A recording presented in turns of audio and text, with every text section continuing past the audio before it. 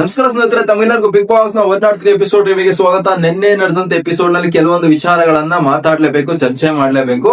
ಅದರಲ್ಲಿ ನಮ್ಗೆ ಮುಖ್ಯವಾಗಿ ಕಣ್ಣಿಗೆ ಕಾಣಿಸಿದ್ದು ಗೇಮ್ ನಲ್ಲಿ ಫೇವರಿಸಂ ನಡೀತಾ. ಇಲ್ಲಿ ಅಶ್ವಿನಿ ಮತ್ತೆ ಧ್ರುವಂತ್ ಅವರ ಸ್ನೇಹದ ಮೇಲೆ ಮನೆಯವರೆಲ್ಲ ಕಣ್ಣು ಬಿದ್ದಿದೆ. ಅಂಡ್ ರಕ್ಷಿತಾ ಮತ್ತೆ ಗಿಲ್ಲಿ ಮಧ್ಯೆ ಇರುವಂತದ್ದು ಸ್ನೇಹನ, ಪ್ರೀತಿನ, ಗಿಲ್ಲಿ ಮತ್ತೆ ಕಾವ್ಯ ಅವರ ಸ್ನೇಹಕ್ಕೆ ಎಂಡ್ ಕಾರ್ಡ್ ಬಿದ್ದಂಗೇನ. ಸೊ ಎಲ್ಲ ವಿಚಾರಗಳ ಬಗ್ಗೆ ಕಂಪ್ಲೀಟ್ ಆಗಿ ಮಾತಾಡ್ತಾ ಹೋಗೋಣ. ಮೊದಲಿಗೆ ಯಾರೆಲ್ಲ ಫಸ್ಟ್ ಚಾನಲ್ ವಿಸಿಟ್ ಮಾಡ್ತಾ ಇದ್ರೆ ಚಾನಲ್ ಸಬ್ಸ್ಕ್ರೈಬ್ ಮಾಡ್ಕೊಂಡು ಬೆಲ್ ಐಕಾನ್ ಮೇಲೆ ಕ್ಲಿಕ್ ಮಾಡಿ. ಸ್ನೇಹಿತರೆ, ನಿನ್ನೆ ಎಪಿಸೋಡ್ ಪ್ರಾರಂಭವಾದ್ರೆ ರಾಶಿಕಾ ಅವರು ಟಾಪ್ 6 ಕಂಟೆಂಡರ್ಶಿಪ್ ನಿಂದ ಸೈಡ್ ಗೆ ಬಂದು ರಘು ಅವ್ರಿಗೆ ಸ್ಥಾನ ಮಾಡ್ಕೊಟ್ರು. 100% ಸರಿಯಾದಂತ ನಿರ್ಧಾರ ಅಂತಾನೆ ಹೇಳ್ಬೋದು. ಯಾಕೆ ಅಂದ್ರೆ ಟಾಸ್ಕ್ ನಲ್ಲಿ ಏನು ರಾಶಿಕಾ ಅವರು ಟಾಸ್ಕ್ ಗಳಿದ್ರೆ ತುಂಬಾ ಚೆನ್ನಾಗಿ ಆಡ್ತಾರೆ ಒಂದು ಇಮೇಜ್ ನ ಕ್ರಿಯೇಟ್ ಮಾಡಿದ್ರು. ಅವರ ಒಂದು ಇಮೇಜ್ ಗೆ ಅವರೇ ಸರಿಯಾದಂತ ರೀತಿಯಲ್ಲಿ ಆಟ ಆಡ್ಲಿಲ್ಲ. 29 ನಿಮಿಷಕ್ಕೆ ಆಟವನ್ನು ಬಿಟ್ಟಿದ್ರು. ಇಲ್ಲಿ ರಘು ಅವ್ರು 70 ನಿಮಿಷದವರೆಗೂ ನಿಂತಿದ್ರು. ಅದರ ವಿಚಾರಕ್ಕೇನೆ ಇಲ್ಲಿ ಟಾಸ್ಕ್ ನ ಪರಿಗಣನೆ ತೆಗೆದುಕೊಂಡು ರಘು ಅವರಿಗೆ ಅವಕಾಶ ಮಾಡಿಕೊಟ್ರು ಅಂತಾನೆ ಹೇಳ್ಬೋದು.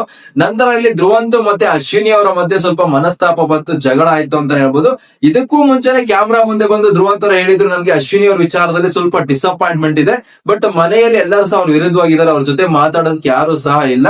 ಅಂಡ್ ಅವ್ರು ಎಷ್ಟೇ ಕೆಟ್ಟವರಾಗಿದ್ರು ಸಹ ಮದರ್ ಸೊ ಅದೇ ವಿಚಾರಕ್ಕೆ ನಾನು ಅವ್ರ ಜೊತೆಲಿ ಇದ್ದೀನಿ, ನಾನು ಅವ್ರ ಜೊತೆಲಿ ಇದ್ದ ಮಾತ್ರಕ್ಕೆ ನನಗೆ ಗುಂಪಾಗಿ ಆಟ ಆಡ್ತಾ ಇಲ್ಲ ಅನ್ನೋ ವಿಚಾರವನ್ನ ಧ್ರುವಂತ್ ಅವ್ರ ಕ್ಯಾಮ್ರಾ ಮುಂದೆ ಎಕ್ಸ್ಪ್ರೆಸ್ ಮಾಡಿದ್ರು.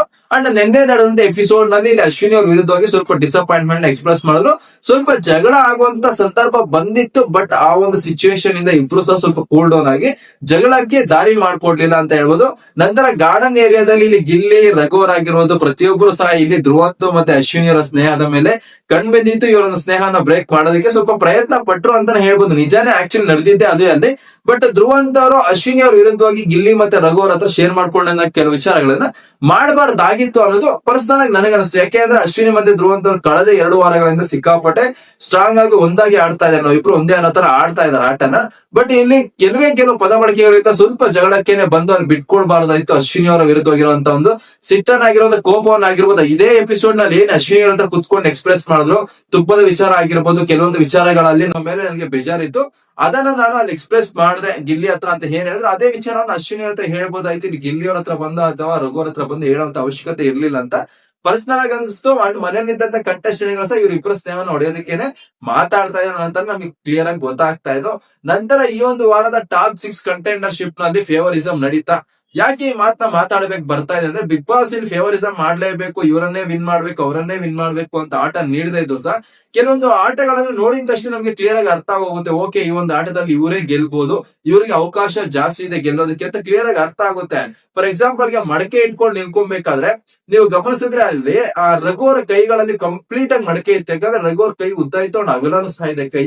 ಕಂಪ್ಲೀಟ್ ಆಗಿ ಮಡಕೆ ಅನ್ನೋದು ಅವ್ರ ಕೈಯಲ್ಲಿ ಕರೆಕ್ಟ್ ಆಗಿ ಸಿಕ್ಕಿತ್ತು, ಗ್ರಿಪ್ ಆಗಿ ನಿಂತ್ಕೊಂಡಿದ್ರು, ತುಂಬಾ ಕಷ್ಟನು ಬೀಳ್ತಾ ಇದ್ರು ಅವರು. ಓಕೆ, ಬಟ್ ಇಲ್ಲಿ ನಮಗೆ ಧ್ರುವಂತ್ ಅವ್ರ ವಿಚಾರ ಅಂತ ಮಾತಾಡ್ಬೇಕಾದ್ರೆ ಕಂಪ್ಲೀಟ್ ಆಗಿ ಮಡಕೆ ಅವ್ರ ಕೈಯಲ್ಲಿ ಇರ್ಲಿಲ್ಲ, ಮಡಕೆ ಅವ್ರ ಕೈಗೆ ಎಡಿಸ್ತಾ ಇರ್ಲಿಲ್ಲ ಅಷ್ಟು ಕಂಪ್ಲೀಟ್ ಆಗಿ. ಸೊ ಆ ಒಂದು ವಿಚಾರದಲ್ಲಿ ರಘು ಅವ್ರಿಗೆ ಸ್ವಲ್ಪ 0.1% ಫೇವರಿಸಂ ಅಂತ ಹೇಳಕ್ ಹೋಗೋದಿಲ್ಲ. ಅವ್ರಿಬ್ರು ಸಹ ಎಫರ್ಟ್ 100% ಚೆನ್ನಾಗಿತ್ತು. ಬಟ್ ಗೇಮ್ ಇಲ್ಲಿ ಸ್ವಲ್ಪ ಫೇವರಿಸಂ 0.1% ಅಷ್ಟು ಆಯ್ತು ಅಂತ ಹೇಳ್ಬೋದು.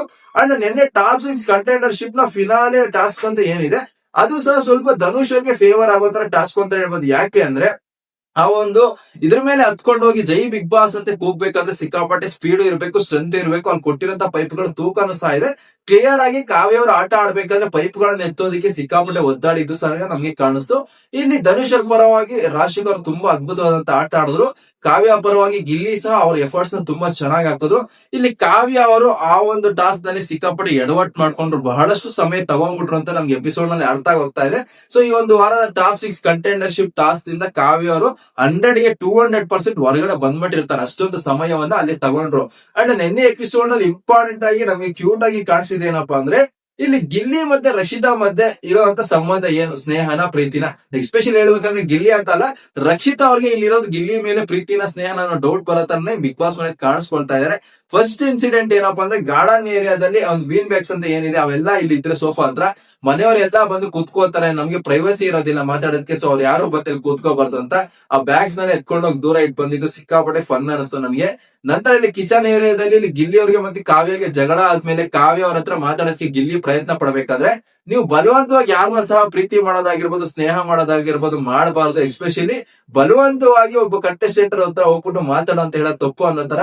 ನಿಮ್ಮನ್ನ ಯಾರು ಮಾತಾಡೋದಕ್ಕೆ ಇಷ್ಟ ಪಡ್ತಾ ಇದಾರೆ, ನಿಮ್ಮ ಮೇಲೆ ಯಾರಿಗೆ ಸ್ವಲ್ಪ ಕನ್ಸರ್ನ್ ಇದೆ, ಪ್ರೀತಿ ಇದೆ, ಅವರನ್ನ ಮಾತಾಡಿ ಅವ್ರ ಜೊತೆಲಿ ಇರಿ ಅನ್ನೋ ತರ ಇಲ್ಲಿ ರಕ್ಷಿತಾ ಅವ್ರು ಹೇಳ್ಬೇಕಾದ್ರೆ ರಘು ಸರ್ ನಗ್ತಾ ಇದ್ರು. ಸಿಕ್ಕಾಪಟ್ಟೆ ಕ್ಯೂಟ್ ಆಗಿರೋ ಕಾನ್ವರ್ಸೇಷನ್ಸ್ ಅಂತ ಅನಿಸ್ತಾ ಇತ್ತು. ನಿಜವಾಗ್ಲೂ ರಕ್ಷಿತಾ ಶೆಟ್ಟಿ ಅವ್ರಿಗೆ ಗಿಲ್ಲಿ ಮೇಲೆ ಇಷ್ಟ ಇದೆಯಾ, ಅದನ್ನ ಎಕ್ಸ್ಪ್ರೆಸ್ ಮಾಡಕ್ ಆಗದೆ ಇಂಡೈರೆಕ್ಟ್ ಆಗಿ ಏನಾದ್ರು ಹೇಳ್ತಾ ಇರೋ ಡೌಟ್ ಸಹ ಬರ್ತಾ ಇದೆ.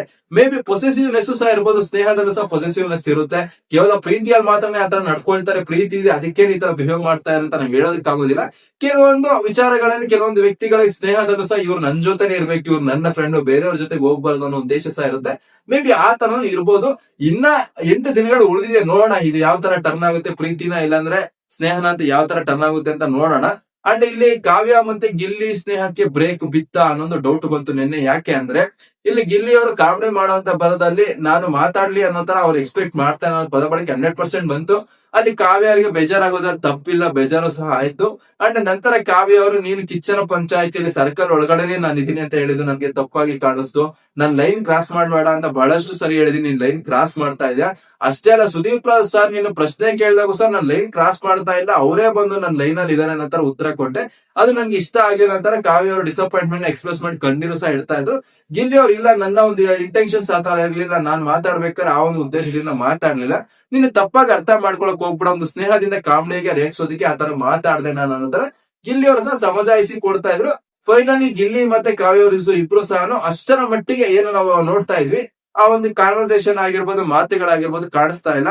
ಕಾವ್ಯ ಅವರು ಕಂಪ್ಲೀಟ್ ಆಗಿ ಧನುಷ್ ಅವ್ರ ಜೊತೆ ಕಾಣಿಸ್ಕೊಳ್ತಾ ಇದಾರೆ. ಬಿಗ್ ಬಾಸ್ ಮೇಲೆ ಪ್ರತಿಯೊಬ್ಬರಿಗೂ ಒಬ್ಬೊಬ್ಬ ಪರ್ಸನ್ ಮಾತಾಡೋದಕ್ಕೆ ಅಂತ ಬೇಕು, ಒಬ್ಬರೇ ಕೂತ್ಕೊಂಡು ಮೂಲೆಯಲ್ಲಿ ಇರೋದಕ್ಕೆ ಆಗೋದಿಲ್ಲ, ಪ್ರತಿಯೊಬ್ಬರಿಗೂ ಮಾತಾಡೋದಕ್ಕೆ ಇನ್ನೊಂದು ಪರ್ಸನ್ ಸಪೋರ್ಟ್ ಅನ್ನೋದು ಬೇಕು. ಸೊ ಇಲ್ಲಿ ರಘು ರಕ್ಷಿತಾ ಜೊತೆಗೆ ಗಿಲ್ಲಿ ಅವ್ರು ಹೆಚ್ಚಾಗಿ ಕಾಣಿಸ್ಕೊಳ್ತಾ ಇದಾರೆ, ಕಾವ್ಯ ಅವ್ರ ಧನುಷ್ ಅವ್ರ ಜೊತೆಗೆ ಹೆಚ್ಚಾಗಿ ಕಾಣಿಸ್ಕೊಳ್ತಾ ಇದಾರೆ. ಸದ್ಯಕ್ಕಾದ್ರೆ ನಾವು ಅನ್ಬಹುದು ಗಿಲ್ಲಿ ಮತ್ತೆ ಕಾವ್ಯ ಅವ್ರ ಸ್ನೇಹ ಮೊದಲಿನ ತರ ಇಲ್ಲ, ಇವ್ರಿಬ್ಬರ ಸ್ನೇಹಕ್ಕೆ ಎಂಡ್ ಕಾರ್ಡ್ ಬಿದ್ದಿದೆ ಅಂತ. ಅಂಡ್ ಕ್ಯೂರಿಯಾಸಿಟಿನ ವೈಟ್ ಮಾಡ್ಬೇಕಾಗಿರೋದು ಇಲ್ಲಿ ರಕ್ಷಿತಾ ಮತ್ತೆ ಗಿಲ್ಲಿಯ ಒಂದು ಸ್ನೇಹ ಅಥವಾ ಒಂದು ಇದೇನಿದೆ ಇಷ್ಟ, ಅದನ್ನ ಕಿಚ್ಚನ ಪಂಚಾಯತಿಯಲ್ಲಿ ಯಾವ ತರ ಡೀಲ್ ಮಾಡ್ತಾರೆ ಸುದೀಪ್ ಸರ್ ಅನ್ನೋದನ್ನ ತುಂಬಾ ಕ್ಯೂರಿಯಸ್ ಆಗಿ ನೋಡ್ಬೇಕಾಗುತ್ತೆ. ಅಂಡ್ ನಿನ್ನೆ ನಡೆದಂತ ಎಪಿಸೋಡ್ ನಲ್ಲಿ ನಾವು ಇಂಟ್ರೆಸ್ಟಿಂಗ್ ಆಗಿ ನೋಡ್ಬೇಕಾದಂತ ಇನ್ನೊಂದು ವಿಚಾರ ಏನಂದ್ರೆ, ರಘು ಅವರು ಧ್ರುವಂತ್ ಬಗ್ಗೆ ಮಾತಾಡ್ಬೇಕಾದ್ರೆ ಒಂದು ವಿಚಾರವನ್ನು ಹೇಳ್ತಾರೆ, ನಾನು ಬೇಕು ಅಂತಾನೆ ಧ್ರುವಂತ್ ಜೊತೆಗೆ ಆಟ ಆಡೋದಕ್ಕೆ ಅಶ್ವಿನಿ ಅವರನ್ನ ಗೆಲ್ಲೋದಕ್ಕೆ ಅವಕಾಶ ಮಾಡಿಕೊಟ್ಟು ಧ್ರುವಂತನ ಈ ಆಟದಿಂದ ಸೋಲ್ಸೋದಕ್ಕೆ ಪ್ರಯತ್ನ ಪಟ್ಟೆ ಅನ್ನೋ ಒಂದು ಅಭಿಪ್ರಾಯವನ್ನ ಗಿಲ್ಲಿ ಹತ್ರ ರಘು ಅವರು ಶೇರ್ ಮಾಡ್ತಾ ಇದಾರೆ. ಸೊ ಅಷ್ಟರ ಮಟ್ಟಿಗೆ ಧ್ರುವಂತ್ ನಾನು ಸೋಲಿಸಲೇಬೇಕು, ಧ್ರುವಂತ್ ಬಿಗ್ ಬಾಸ್ ಮನೇಲಿ ಇರಬಾರ್ದು ಅನ್ನೋಷ್ಟು ಮಟ್ಟಿಗೆ ಧ್ರುವಂತ್ ಮತ್ತೆ ರಘು ಅವ್ರ ಮಧ್ಯೆ ನಡೆದಂತ ನಾಮಿನೇಷನ್ ವಿಚಾರ ಆಗಿರ್ಬೋದು ಅಥವಾ ಕಿಚ್ಚನ ಪಂಚಾಯತಿ ವಿಚಾರ ಆಗಿರ್ಬೋದು, ಹೌದು ಅಷ್ಟರ ಮಟ್ಟಿಗೆ ಮನಸ್ಸಿಗೆ ತಾಗಿದೆ ರಘು ಅವ್ರಿಗೆ ಅಂತ ಹೇಳ್ಬೋದು. ನಿನ್ನೆ ಅವ್ರು ಏನೊಂದು ಚಾಲೆಂಜಿಂಗ್ ಆಗಿ ತಗೊಂಡಿದ್ರು ಟಾಸ್ಕ್ ನಲ್ಲಿ, ಅದರಲ್ಲಿ ಫೈನಲಿ ಧ್ರುವಂತ್ ಅವ್ರನ್ನ ಸಹ ಸೋಲ್ಸೋದ್ರ ಮೂಲಕ ಟಾಸ್ಕ್ ನಲ್ಲಿ ಕಮ್ ಬ್ಯಾಕ್ ಮಾಡಿದ್ದಾರೆ. ಬಟ್ ಧ್ರುವಂತ್ ಅವರು ಈ ಒಂದು ವಾರ ಆಡದಂತ ಎಲ್ಲಾ ಟಾಸ್ಕ್ ಗಳ ಸಹ ಸಿಕ್ಕಾಪಟ್ಟೆ ಎಫರ್ಟ್ ಅಂತೂ 100% ನಾವು ನೋಡಿದೀವಿ. ಸೋತಿರ್ಬೋದು ಟಾಸ್ಕ್ ನಲ್ಲಿ, ಟಾಪ್ 6 ಕಂಟೈನರ್ಶಿಪ್ ಟಾಸ್ಕ್ ಹೋಗದೆ ಇರಬಹುದು, ಬಟ್ ಅದಕ್ಕೂ ಮುಂಚೆ ಆಡದಂತ ಟಾಸ್ಕ್ ಗಳಲ್ಲಿ 100% ಅವರ ಒಂದು ಎಫರ್ಟ್ಸ್ ಆಗಿರ್ಬೋದು, ಆಟಕ್ಕಾಗಿರ್ಬೋದು ಹ್ಯಾಟ್ಸ್ ಆಫ್ ಹೇಳ್ಬೇಕು. ಈ ಒಂದು ವಾರ ಸಿಕ್ಕಾಪಟ್ಟೆ ಟರ್ನ್ ಓವರ್ ಆಡದಂತ ವಾರ ಅಂತಾನೆ ಹೇಳ್ಬೋದು. ನಿಮಗೆ ಕ್ಲಿಯರ್ ಆಗಿ ಅದು ವೋಟಿಂಗ್ ರಿಸಲ್ಟ್ ನ ಮೇಲೆ ಸಹ ಪ್ರಭಾವ ಬೀರುತ್ತೆ. ಅಶ್ವಿನಿ ಅಥವಾ ಧ್ರುವಂತ್ ಅಂತ ಏನಿದ್ದಾರೆ, ಆಟದಲ್ಲಿ ಅವ್ರು ತೋರಿಸಿದಂತ ಆಟ ಆಗಿರ್ಬೋದು, ಜನಗಳಿಗೆ ಅವ್ರ ಮೇಲೆ ಬಂದಂತ ಒಪಿನಿಯನ್ ಆಗಿರ್ಬೋದು, ವೋಟ್ ನ ಮೂಲಕ ಕನ್ವರ್ಟ್ ಆಗಿದೆ. ವೋಟಿಂಗ್ ಆರ್ಡರ್ ನಲ್ಲೂ ಸಹ ಅವ್ರು ಸಿಕ್ಕಾಪಟ್ಟೆ ಸೇಫ್ ಝೋನ್ ಗೆ ಬಂದ್ಬಿಟ್ಟಿದ್ದಾರೆ ಈಗಾಗಲೇ. ಸೊ ಅಷ್ಟರ ಮಟ್ಟಿಗೆ ಎಫೆಕ್ಟಿವ್ ವಾರ ಈ ವಾರ ಅಂತಾನೆ ಹೇಳ್ಬೋದು. ಸೊ ಇದು ಇವತ್ತಿನ ಎಪಿಸೋಡ್ ನ ರಿವ್ಯೂ. ನಿಮ್ಮ ಅನಿಸಿಕೆ ಪ್ರಕಾರ ನಿನ್ನೆ ಎಪಿಸೋಡ್ ನಲ್ಲಿ ಅತಿ ಮುಖ್ಯವಾದಂತ ವಿಚಾರ ಏನು, ನಿಮಗೆ ಏನ್ ಅನಿಸ್ತು ಅಂದ್ಬಿಟ್ಟು ನಿಮ್ಮ ವಿಡಿಯೋದೊಂದಿಗೆ ಕಮೆಂಟ್ ಮಾಡಿ ಅಂತ ಹೇಳ್ತಾ ತಮ್ಗೆಲ್ಲರಿಗೂ ಥ್ಯಾಂಕ್ ಯು, ಧನ್ಯವಾದಗಳು.